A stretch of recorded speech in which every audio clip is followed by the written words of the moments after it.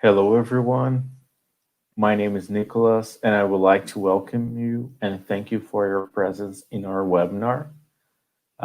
Today, we will talk a little bit about mining gas and oil and how we have a lot of connectivity opportunities. So, the goal is to understand the concepts of passive optical networks, its main solutions, and associate topologies applied to mining, oil, and gas in these markets. To talk about the subject, I present you my colleague Daniel. Daniel is an electronic engineer graduated in the Catholic University of Santiago, and he started here at Furukawa through our trainee program, and now he's a product and applications engineer for the structured cabling market in Argentina. Well, during the presentation, please feel free to ask questions in our comment sections. They will be addressed in the end of the presentation. Also, if you like to schedule a meeting, there's a green button under the live webinar session where you can schedule a meeting with us. So we will also send a link to a survey that you can answer regarding how did you like the webinar. So that's pretty much it. So, well, I will now send the control of the presentation to Daniel. All right, so thank you, Nicholas, for that presentation, and thanks everyone for taking the time to share this session with us today. So, like Nicholas said, we'll be discussing connectivity opportunities for the mining, oil, and gas market. But before we get into that, I'll just take a couple of minutes to tell you a bit about our company. So you may already know that Furukawa Electric is a Japanese company which has been operating for a little bit more than 140 years now. The Furukawa Electric Group covers many business segments around the globe, such as electronics, energy, light metals, and the one we concern ourselves with today, which is telecommunications. Furukawa has 120 subsidiaries and affiliate companies across Japan, Europe, North and South America, and Furukawa Electric Latam has been present in the Latin American market for over 40 years now. It started its operations in Brazil but expanded afterwards to other countries both in South and Central America and all the way up to Mexico. Our entire operation is based on four core values listed below: solidity, knowledge, innovation, and experience. And our telecommunications portfolio can be divided into three main categories: FCS, FIS, and FBS. FCS stands for Furukawa Connectivity System, where we will find solutions for local area networks and everything that has to do with indoor cabling systems.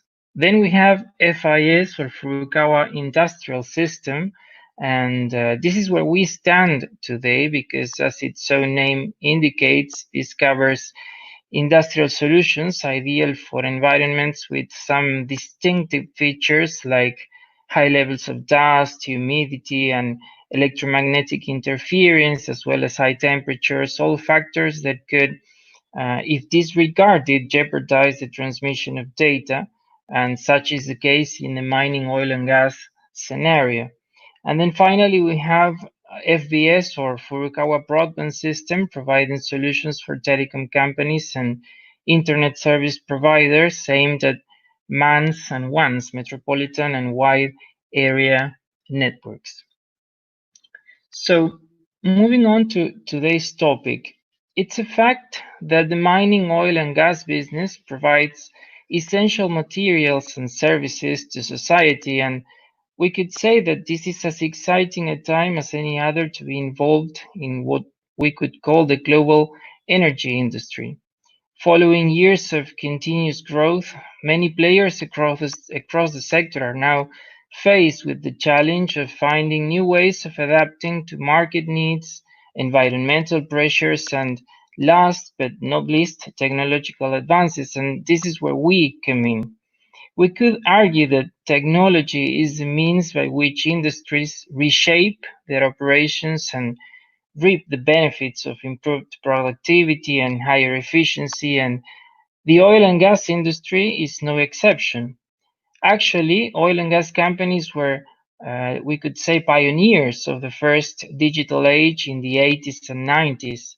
Long before phrases such as big data, advanced analytics, and the Internet of Things or IoT became popular, oil executives were making use of what were at the time brand new technologies such as 3D modeling or advanced control systems. Now, thanks to the latest technological advancements, we may now be about to enter a second digital age that could further reduce costs, unleash never before seen productivity, and boost performance significantly altogether. If executives, of course, can only grasp the benefits of digital technology. And if you think about it, the oil and gas industry is, we could say, tailor made for this transformation. Operations typically span multiple regions with heavy capital investments and extended supply chains. So it comes as no surprise then that most of the companies in the segment are already planning to invest in digital technologies. Their focus being applications such as the ones we can see on screen right now. And this is just so you can get the bigger picture. For example, emerging technologies in robotics and automation have the potential to improve operations in the oil and gas industry by reducing costs and at the same time increasing safety, efficiency, and speed of the processes. The oil and gas industry is one of the most sensitive and we may say dangerous industries. The infrastructure requires regular monitoring and maintenance to avoid accidents that could potentially cause environmental problems. In addition, operational costs must be maintained within some acceptable levels due to the influence of the oil prices on economies. It's no secret that most of the other industries directly or indirectly rely on the oil and gas products for energy and transportation. So a lot of work and caution goes into the exploration, refining, and distribution of oil and gas products. Now, these advanced technologies become important because they enable the oil and gas companies to access and obtain their products from both the conventional but also from the non traditional sources. Robotics and other emerging technologies are finding their way into the oil and gas industry because they provide a wide range of benefits. These unmanned vehicles provide unimaginable capabilities, and they do what humans can't, or rather, what humans would require many more resources and much more time to do. And this use of automated equipment reduces the human interaction and costs while improving the safety and operational efficiency.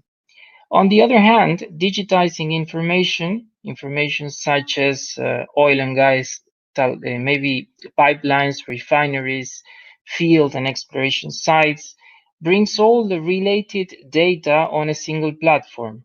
The oil and gas companies also collect huge amounts of exploration data using sensors and microsensors embedded into refineries, rock formations, and other infrastructure.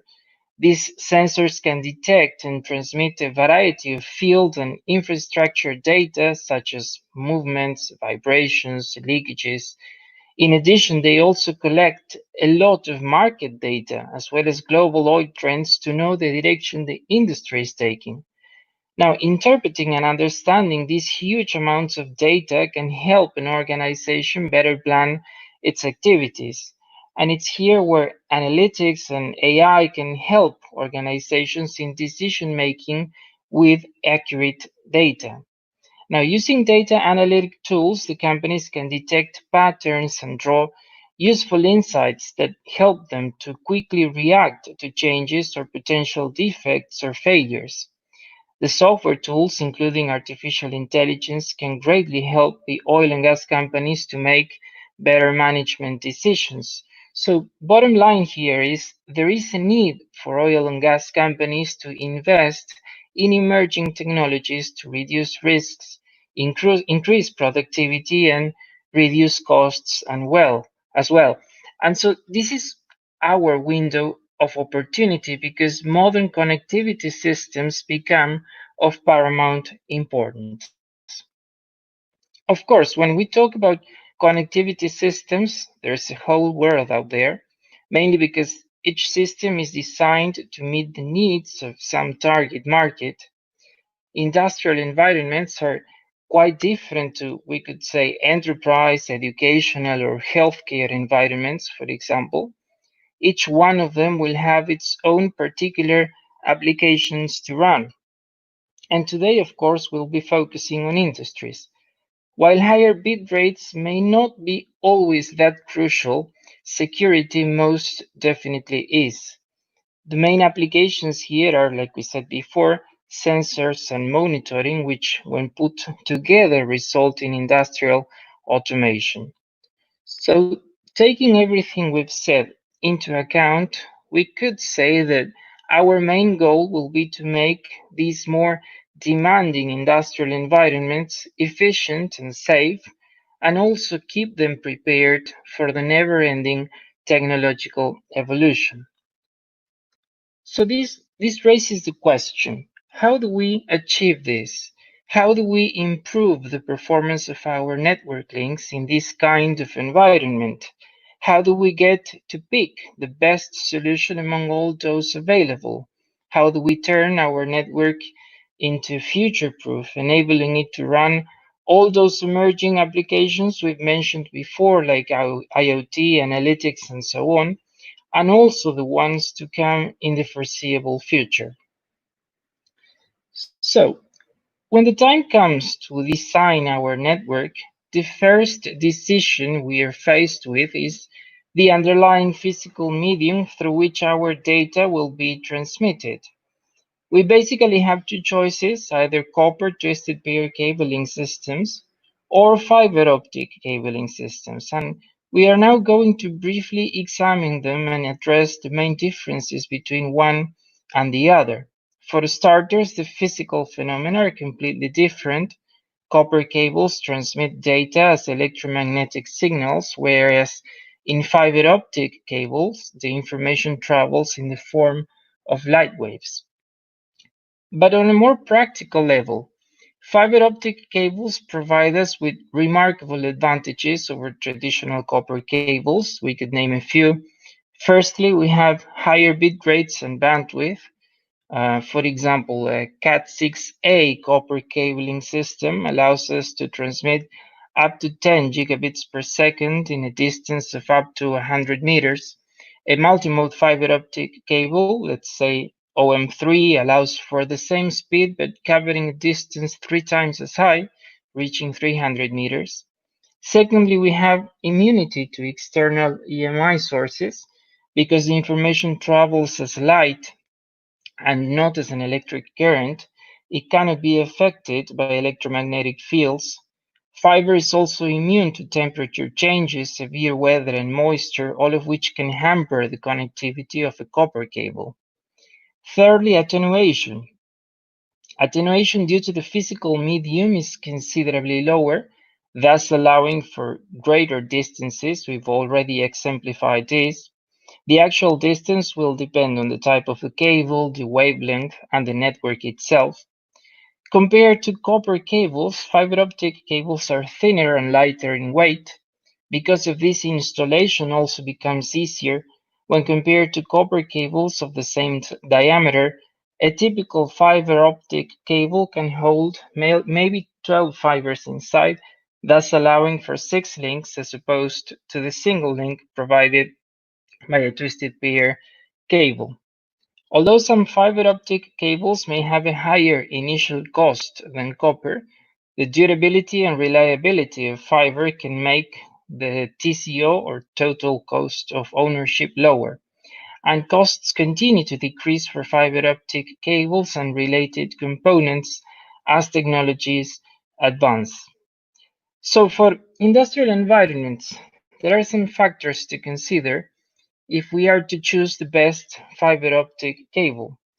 For aerial applications or installation, we have self-support cables, commonly referred to as ADSS cables, or ADSS stands for all dielectric self-support. These cables are strong enough to support themselves between structures without using conductive metal elements. In the design of the cable, the fibers are supported with little or no strain to maintain low optical loss throughout the life of the cable. The cable is jacketed to prevent moisture from degrading the fibers. The jacket also protects the polymer strength members from the effect of solar ultraviolet light. For longer spans, aramid yarns surround the core for strength. Then we could also have underground installation or underground applications. Here, the cable can either be pulled through ducts or be buried directly. The ducts protect the cables from harsh environments and provides opportunity for future expansion without the need to dig. Direct buried cables, they are also called DBC on the other hand, they are built to specific tolerances to heat, moisture conductivity, and soil acidity. And whatever the cable we choose, we mustn't forget the flammability class, which should be chosen according to the environment where the cable will be installed. Now, when planning connectivity systems for industrial environments, we would do well to refer to TIA 1005 standard. This is a standard for telecommunications infrastructure for industrial premises. Structured cabling in an industrial environment, such as manufacturing facilities, laboratories, refineries, etc., they may be subject to more hostile environmental conditions well, than the ones we could find in a commercial building. So this standard contains useful definitions and introduces several concepts such as industrial areas, the automation outlets, and so on. And there's a key one in particular that I would like to point out to right now, and it's the MICE or MICE classification. Designing for the industrial environment requires an intimate knowledge of these areas to ensure that the infrastructure supports the different environments found there.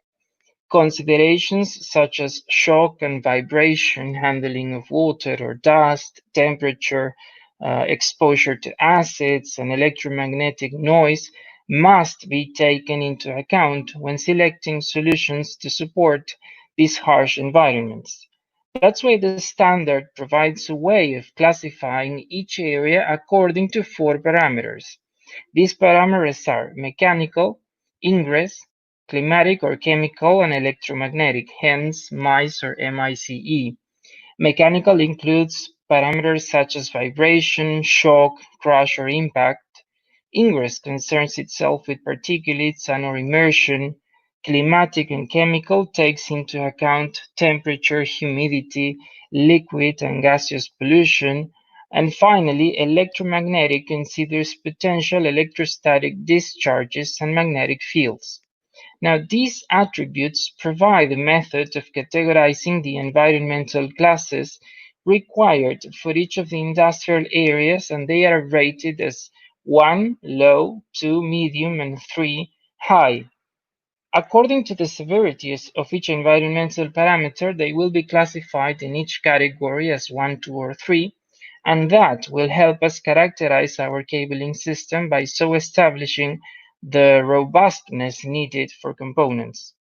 For mining oil and gas environments, for example, a usual classification is M1, I3, C3, E1, where mechanical and electromagnetic parameters are not so different to those we may find in a commercial building, for example, but the presence of liquids and chemicals, on the other hand, becomes relevant.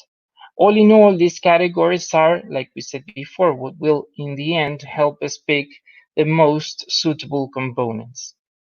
Now, earlier on this seminar, we stated that the first step towards defining the best solution for industrial environments, and we can extend this concept to any kind of environment really, is the choice of the physical medium which we will make based on the needs of bitrate, bandwidth, distances, and environmental conditions. So now I would like to present to you LaserWave. LaserWave is Furukawa's solution based on GPON technology, meaning that it's a 100% passive optical network solution that can provide converged IP connectivity, prioritizing an easy installation, modularity, and infrastructure reduction. To adapt to the most varied network scenarios in new and already existing environments, this solution can be installed, in the options of field termination or pre-terminated optical cables. Some of its benefits include simplified infrastructure.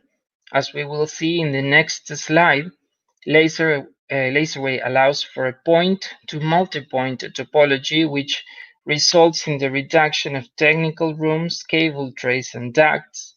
This leads to the next point, which is reduced power consumption. The reduction in the number of technical rooms comes from the fact that the network is completely passive, so there really is no need for cooling or electrical systems in the telecommunication rooms. We will only have active hardware in the equipment room and in the work areas. Even when it comes to the physical medium, power consumption is no longer a factor since information is now transmitted as an optical and not as an electrical signal. We also have better bandwidth control. Like we said, active hardware are located only in the terminations of the optical network, and this characteristic of having the centralizing equipment of the traffic switching in one central point of the network eliminates bottlenecks and fits perfectly with the traffic profile of the current local networks. And finally, we have investment savings because LaserWave brings significant reductions in investments with materials and costs related to operation and maintenance, thus providing continuous savings during the years of use of the network. Plus, GPON runs on single mode fiber optics, which are believed to have a capacity of terabit per second. So this means that sometime from now, we could decide to use new active hardware so as to have higher bit rates, and the fibers installed will be ready to support them, making our network future-proof. So you may be wondering how does it work? How does GPON and how does LaserWave work? Only two devices are employed, the OLT or optical line terminal, which is the one on the left here, and then we have the ONTs or optical network terminations here on the right. Data transmission occurs between one OLT equipment located in the equipment room and then the ONT equipment located in the work areas.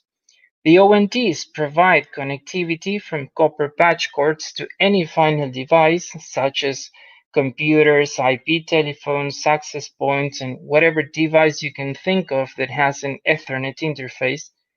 In addition to the connectivity with IP equipment, services such as analog telephony and analog video can also be offered.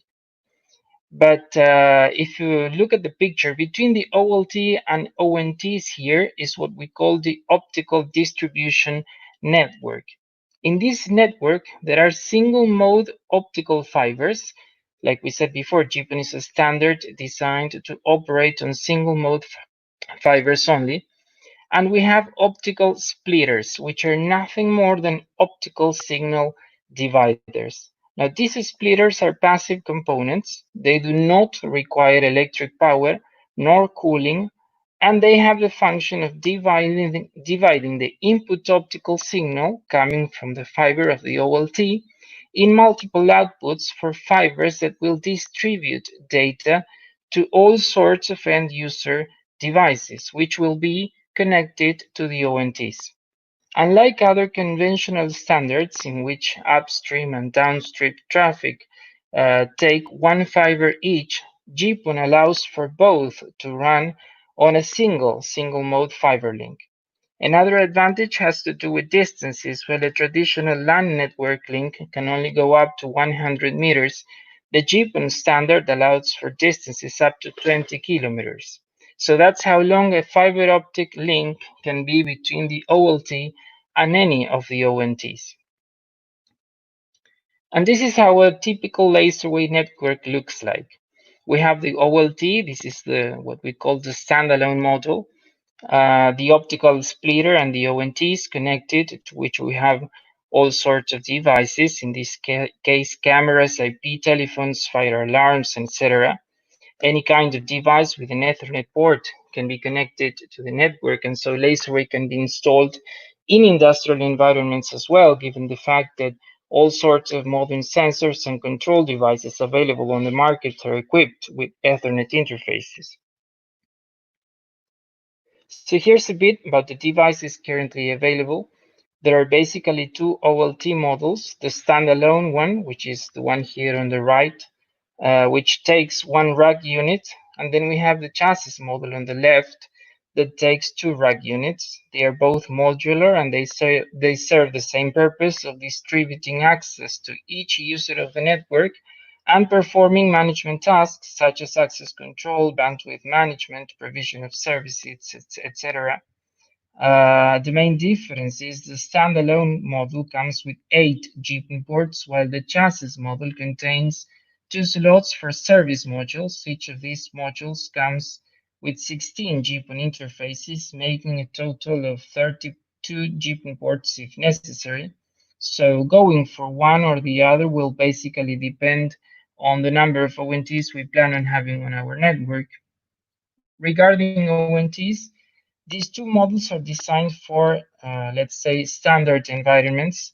They are both equipped with 4 gigabit Ethernet interfaces. The one on the right is capable of powering PoE devices, and the 44B model on the left also comes with 4 FXS ports in case we need to make use of analog phone lines. For more hostile environments, we have these two specific industrial models. They are able to operate within a much wider range of temperature than that of the traditional models. We're talking between minus 40 and 70 degrees Celsius, and they can be mounted on DIN rails. The PoE model in particular has 6 Ethernet ports, 4 of which are UPoE, and they can provide up to 60 watts per port. And you may be aware of the tendency to work with pre-connectorized solutions that exists today. Pre-con solutions came to be due to the need to deploy networks faster, cheaper, and with greater reliability than before. Now, to satisfy these requirements, these revolutionary solutions have driven down component complexity, installation time, and the required craft, training, and skill level, ultimately reducing the overall cost of deployment. Installation becomes a plug-and-play matter, since we do away with fusion fiber splicing altogether. And regarding this trend, LaserArray can be deployed as a 100% pre-con solution with trunk cables assembled with MPO connectors and all the accessories needed. Additionally, LaserWave is an eco-friendly solution. Many of its characteristics are essential to serve the programs that encourage the use of efficient resources because they contribute to reduction of power consumption and cooling systems. On the one hand, we do away, like we said, with most of the equipment needed in traditional LAN networks, and quantity of petroleum-derived material used for cabling on the other, because GPON allows for a point-to-multipoint topology, considerably decreasing the number of cables involved. All of this while providing a longer lifespan than that of a traditional cabling solution. One last very important feature of the LaserWave solution from a management point of view is its software, the software that accompanies it, which comes in two different versions. The first one is called GPON monitoring. Through a very intuitive interface running on a web platform, it enables network visualization, showing, among other things, the health of the OLTs through dashboards where we can see information such as connectivity, uptime, use of CPU and memory or temperature, graphics of both TX and RX of GPON interfaces, the status of interfaces or the lists of ONTs per GPON port, and the same goes for all ONTs in the network. We can check their status, how many of them are active, how many are inactive, their optical power or band of interfaces. So you can basically perform an integral monitoring of a complete LaserWave solution.